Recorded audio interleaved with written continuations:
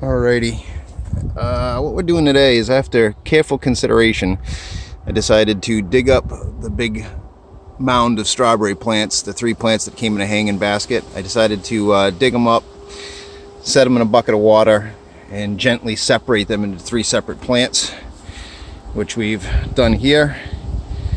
What I'm going to do is plant these 3 plants and space them out so that I can get these runners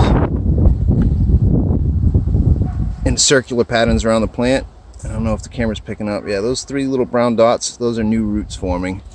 The end of each one of these runners, they're where they were touching the ground, they're starting to sprout little tiny roots. Here's a good example. This one's loaded, and the runner will continue to feed the plant as the roots are established. And after about a week or 10 days, and you get another 2 or 3 sets of leaves growing out of the new plant, you can then cut the runner and the plant will then be established. So I'm thinking I should probably be able to get at least another 2 dozen plants out of these 3 plants in the next couple weeks.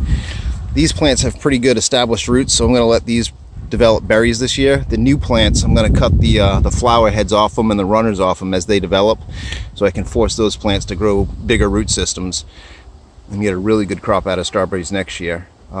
So the established plants will let berry this year, but all the new plants, we're just going to trim the flowers and runners off them to make them get bigger root systems.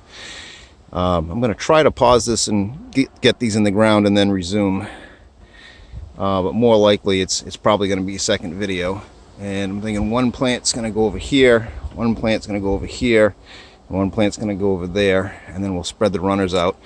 And I'll just do a second video with it, because I try to do all these videos one shot, one take, no editing, try to keep it simple.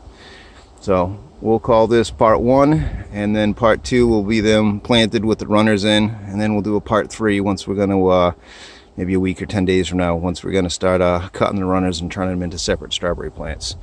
So that is it for now.